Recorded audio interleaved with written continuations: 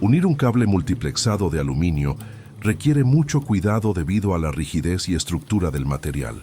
Por eso, muchas personas tienen dificultades durante el trabajo. Pero existe una técnica que puede facilitar esta tarea y ayudar a conseguir una unión más firme cuando se realiza correctamente. Una solución práctica que puede sorprender a quienes trabajan con este tipo de cable.